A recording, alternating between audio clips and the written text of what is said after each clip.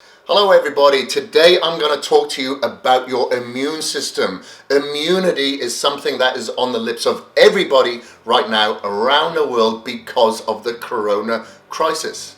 But what is immunity? I'm going to tell you right now. My name is Kris Gethin and welcome to my YouTube channel. If you do like this video, make sure that you like, comment and subscribe. So what is immunity? It is an organism that has the ability to fight infection.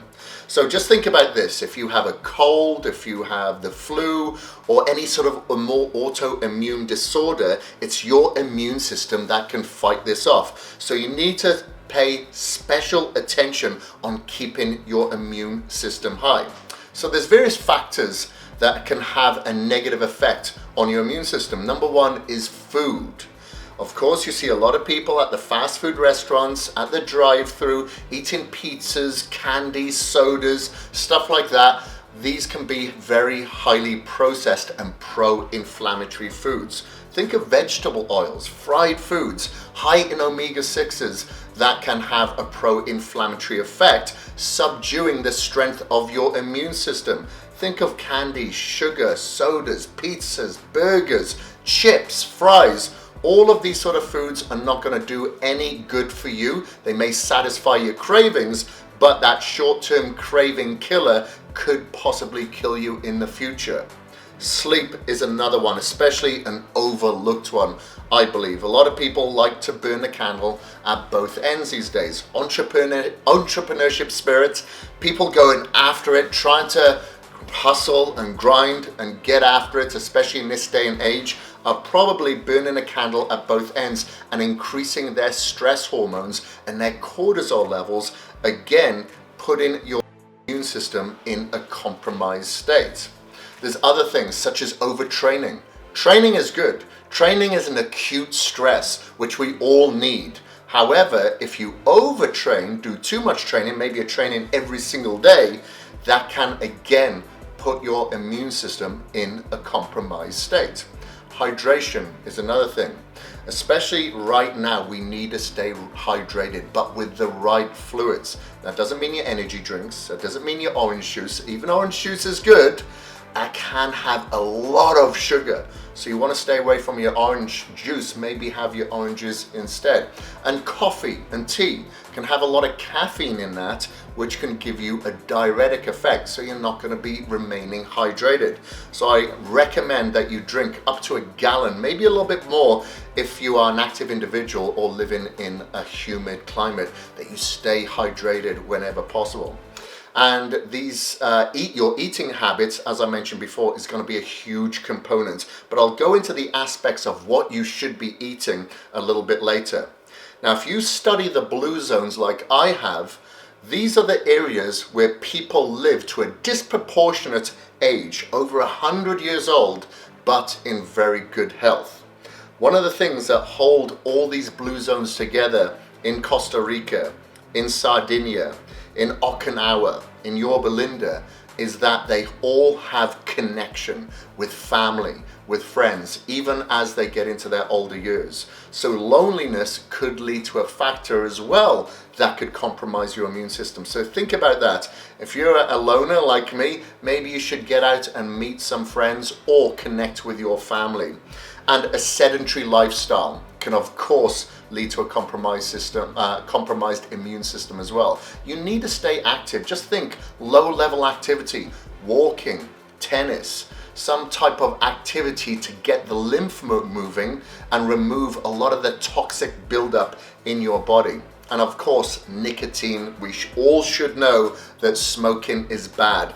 That can asphyxiate your oxygen levels in your body, and you obviously want to stay as oxygenated as possible. Now we know from the coronavirus, it can really attack your mucous membrane. We know that for a fact. So of course, if you've got a bad chest, like from asthma or from smoking, that's not going to be good. So make sure that you stay away from nicotine.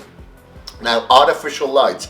This is again overlooked. If we don't spend enough time outside, however, we are always exposed to the blue light that comes from artificial light or LED screens, computer monitors, TVs, we're not going to get enough of the restorative red light from the sun, and again we could be compromising our immune system because we're not getting the vitamin D that we need as an immune builder.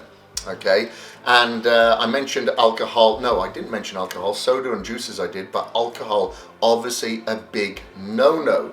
This can have a diuretic effect. This can dehydrate you.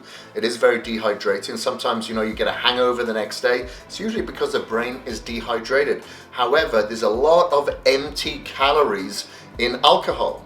If you think about carbohydrates, 4 grams per gram, 4 calories per gram. Think of protein, 4 calories per gram. Fat has 9. Even though this is a carbohydrate, there is 9 calories in each gram of in each gram of alcohol. So just think about that for a moment. That is a lot of calories that you're generally going to have stored around your midsection that could be compromising your immune system as well. So why is our immune systems so important these days? I tell you why. Our environment has completely changed to what it was many years ago. Okay, now we are in central heating, we're in air-conditioned units, we're exposed to thousands and thousands of more acids, more creams, more lacquers that can expose our immune system and compromise it. And not only that, we are exposed to EMF from phones now, Wi-Fi, more X-rays, and we're getting blasted from every single angle. So it's completely changed to what it was, and we're working a lot harder. We're getting less sleep. We're staying up later. So our immune system now is more important than it ever was. One of the big factors that I want to bring up is our food system. We have a lot of antibiotics in the food that we eat today. There's a lot of glyphosate. If you think about the weed killer, the glyphosate on a lot of the foods that we consume today, and a lot of these foods are genetically modified, that's not good either. And a lot of the food as well doesn't have the vitamin and mineral content as it once did due to the overharvestation and the overpopulation today. So it is much more important today for us to build and strengthen our immune system than it did many years ago. How can we improve our immune system? Well, number one, the obvious, don't smoke. Healthy eating habits obviously go a long way. So no fried food, no fast foods, nothing like that. Think of the rainbow every time you eat. A lot of color on your plate. You want to get a lot of probiotics, a lot of prebiotic fiber. So think of a lot of vegetables, a lot of fibrous food. And as I mentioned, your probiotics. So think of your kimchi, your sauerkraut, your miso, your non-GMO soy or tempeh, and your goat's kefir, things like that, that give you a lot of opportunist flora in your gut. Now you have more gut bacteria than you do DNA in your body. So remember, the more that you can look after the food that you put into your gut, the better your immune system is going to be. So try to think when you do eat, is this going to be organic? Is it humane raised? Is it wild caught? Is it grass fed? Things like that should sit on your plate. And the same when it comes to your supplementation. Are they patented ingredients that you're taking in? Are they fermented? Are they adherent to the Prop 65 Act of no heavy metal contaminants? Are they informed sport and informed choice approved? So you know that there's no banned substances in there that could compromise, obviously, your immune system, but, a drug test as well, so you need to look into these things. And, so think fruits, vegetables, getting a lot of polyphenols, your antioxidants, good coffee if you're going to go for a coffee that doesn't have any mold toxicity, and maintain a healthy weight. If you look, especially in the US, there's massive problems with obesity. And now they call diabetes diabesity because a lot of people have become diabetics not from genetics, but from their lifestyles of eating bad food. So if you are obese, then you're going to have a compromised immune system. So you need to bring your weight down. And if you do drink, I always tell you, don't drink, but drink in moderation. Maybe have an odd glass of red wine, so you are at least having some antioxidant and polyphenol balance there, and some resveratrol. And you obviously have to get adequate sleep. I do suggest about 7 to 8 hours but I suggest more than anything that you get good quality sleep. So you can use a sleep tracker. I have what's called an Aura Ring here, where I track my sleep, and I want to make sure that I'm getting a good couple of hours of REM sleep and maybe at least an hour of deep sleep for myself personally, to ensure that I'm getting good quality sleep during the time that I am in bed. I'm not just tossing and turning all night.